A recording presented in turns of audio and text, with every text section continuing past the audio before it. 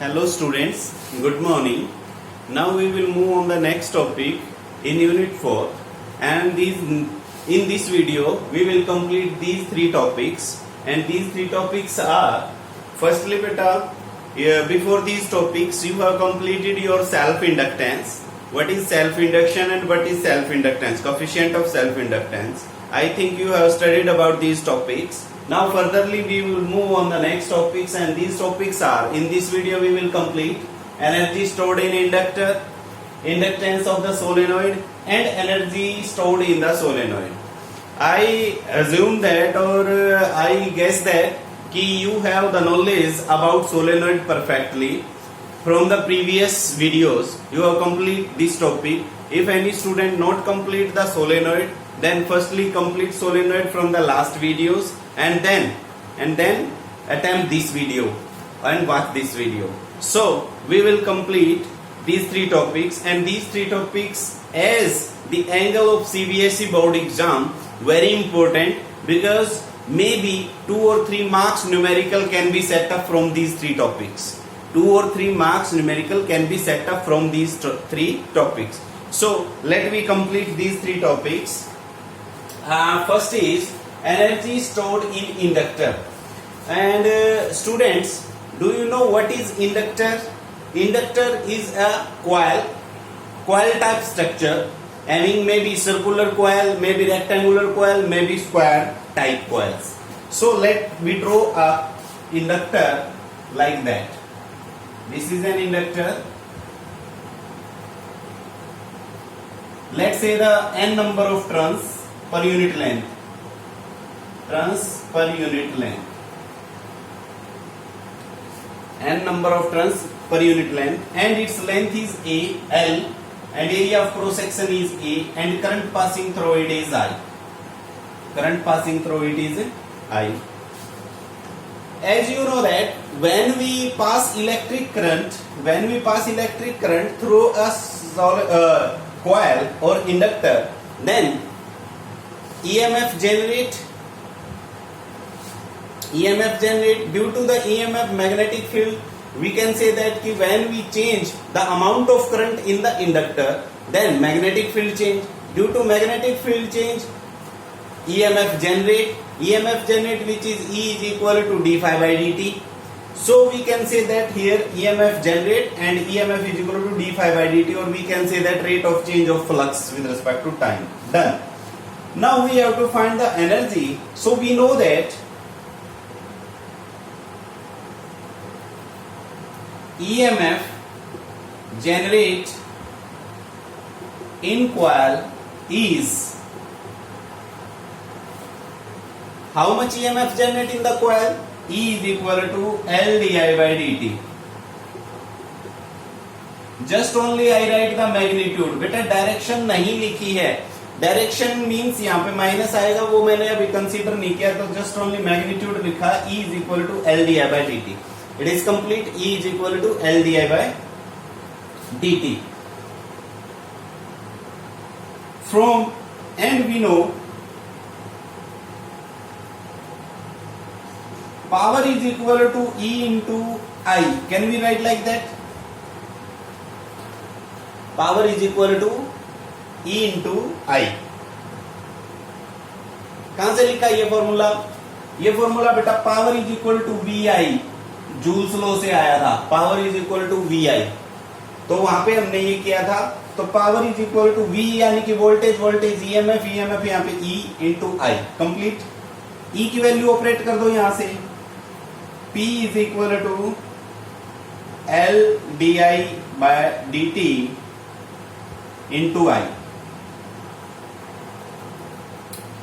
So power can we write like that dw by dt. Power को हम क्या लिख सकते हैं? dw by dt.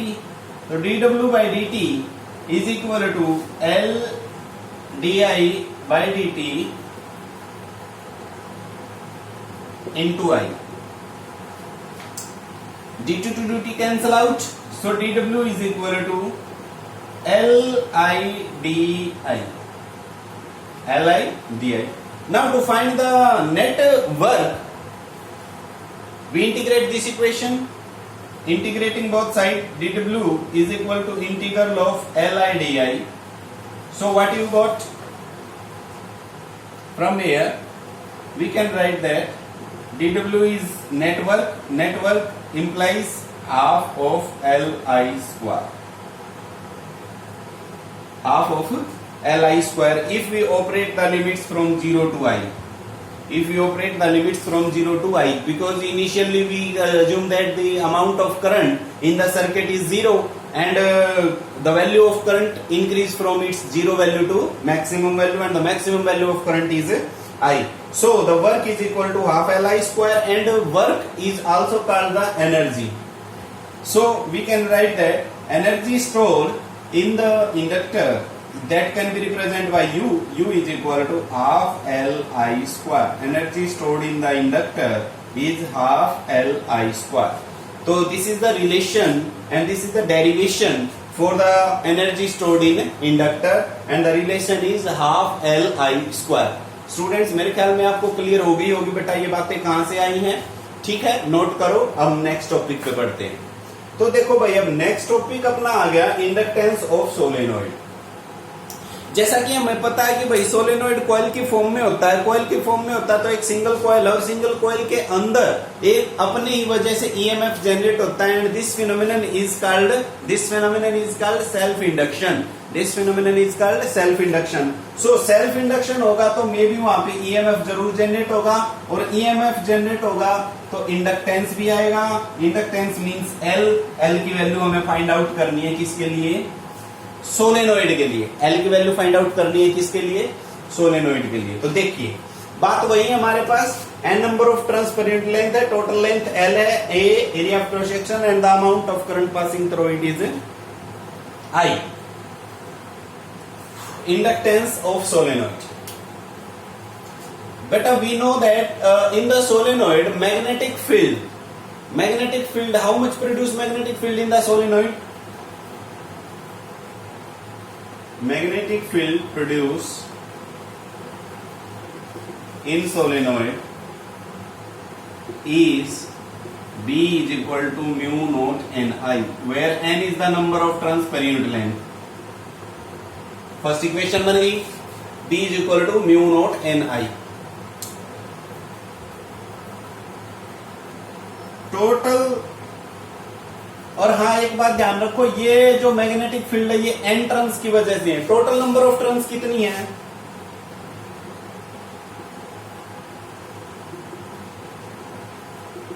N into L which is equal to let say capital N. देखो बेटा ध्यान से ये पॉइंट समझ लो. N number of turns per unit length. मैं ये कहूं कि जैसे ये सोलेनोइड है भाई, एक मार्कर है जो मेरे हाथ में, ये सोलेनोइड है. इस सोलेनोइड को यहां से बेटा मैं वायर को वाउंड करना स्टार्ट कर देता हूं, और मान लो ये जो वायर है मैंने इसके ऊपर 400 टर्न कर दिए. टोटल कितने टर्न कर दिए? 400.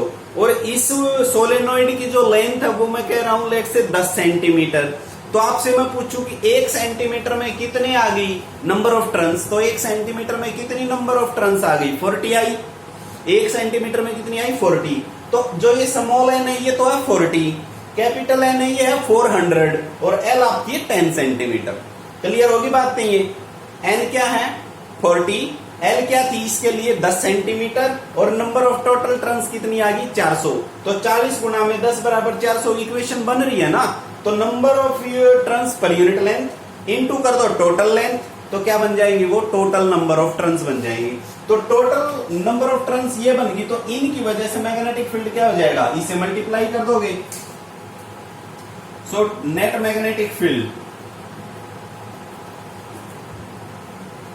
Produce is mu naught N I into capital N. Capital N क्या कर लिया हमने? टोटल नंबर ऑफ टर्न्स कर लिए हैं. ठीक है, नेट मैग्नेटिक फील्ड ये बन गया भाई. अब हमें निकालना फ्लक्स. मैग्नेटिक फ्लक्स जेनरेट इन सोलेनोइड जब भाई करंट आपका चेंज हो रहा है जीरो से मैक्सिमम वैल्यू, तो मैग्नेटिक फ्लक्स कितना जनरेट हुआ, mu naught N I N into A, यानी कि बी इंटू ए कर दिया, बी इंटू ए, फ्लक्स का फॉर्मूला यही होता है ना, बी इंटू ए, तो बी इंटू ए। अब ये कहेंगे सर कोस थीटा कहां गया, बेटा मैक्सिमम लिया कोस 01, कोस 01 होता है मैक्सिमम के लिए, तो mu naught N I A into A, ये हो जाएगा भाई एन इंटू, ये होगा फ्लक्स। अब हमें क्या चाहिए, एल चाहिए ना, ये तो है फ्लक्स, चलिए मैं इसको नोट कर देता हूं, ये हो गया flux, flux is equal to this, we know phi is equal to L I भी होता है,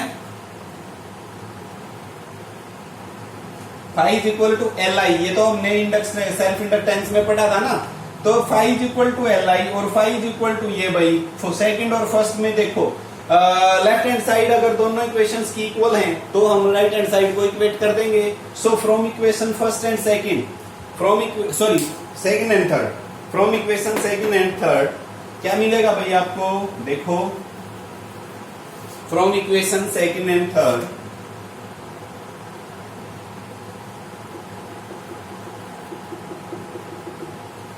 L I is equal to mu naught N I capital N into A, I से I cancel out, so L is equal to mu naught N capital N ए।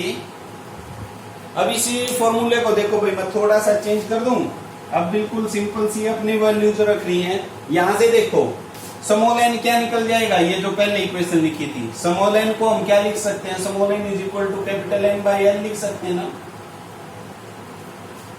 ये रख दो यहाँ पे, तो L is equal to mu naught capital N into capital N, N square हो गया into A over L। This is the inductance of a solenoid, this is the inductance of solenoid. और ये छोटा सा बेटा डेरिवेशन है, derivation भी direct आपसे पूछा जा सकता है 2 और 3 मार्क्स में, और न्यूमेरिकल तो डेफिनेटली बनता ही है। अब क्योंकि कुछ सिलेबस आपका क्या हो चुका है, डिलीट हो चुका है, तो प्रोबेबिलिटी और बढ़ जाती है इन टॉपिक्स पे आने की एग्जामिनर की। क्लियर हो गई, तो बेटा इन पॉइंट्स को आप ध्यान रखो, mu naught N square A over L, clear हो गया। तो ये हो गया self inductance of a solenoid. इससे पहले हमने क्या किया था, energy stored in the inductor, अब हम करेंगे energy stored in the solenoid, energy stored in the solenoid. क्योंकि ये तीनों टॉपिक्स आपस में रिलेटेड हैं तो डाउट बनती ही बनती है यहाँ पे।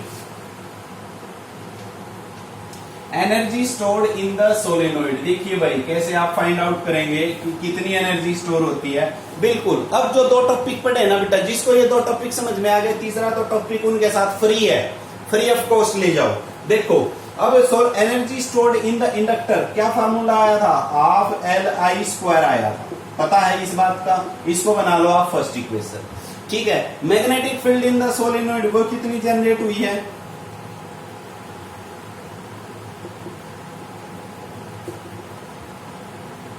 Magnetic field in solenoid B is equal to mu naught N I हुई है, तो यहां से आप I निकाल लो, I इज इक्वल टू क्या आ गया, B by mu naught N, I is equal to क्या आ जाएगा, B by mu naught N. ठीक है, अच्छा अब ये इंडक्टेंस ऑफ द सोलेनोइड ये कितना आया था, अभी जस्ट सेकंड जो डेरिवेशन किया था, inductance of solenoid L is equal to mu naught N square A over L, ये आया था। ये दोनों वैल्यूज I और L फर्स्ट में ऑपरेट कर दो, देखो ये रहा L और ये रहा I और L की वैल्यूज इसमें फर्स्ट में ऑपरेट कर दो, using these values in equation first.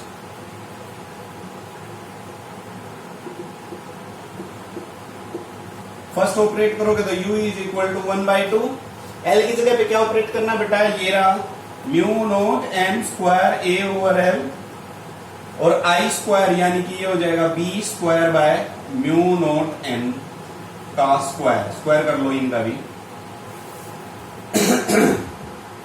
ठीक है, अब कुछ टर्म कैंसिल होंगी, यहां इस कैपिटल N की जगह पे फिर से बेटा हम N की टर्म में लेके आए तो कैंसिल हो जाएंगे। कैसे, जैसे देखो 1/2 म्यू नॉट से म्यू नॉट एक कैंसिल हो जाएगा, देखो स्क्वायर नीचे एक ऊपर है तो म्यू नॉट तो नीचे बच गया। एन की वैल्यू क्या लिखी थी, कैपिटल एन क्या था, स्मॉल एन इंटू एल था ना, तो N square L square A B square divide by क्या बचेगा, एन स्क्वायर। एन स्क्वायर से देखो एन स्क्वायर भी कैंसिल हो गया, ठीक है। अच्छा ये क्या बच गया भैया अपने पास, एल स्क्वायर इंटू ए, एल स्क्वायर इंटू ए बचा है अपने पास। देखो अब इसको क्या करेंगे,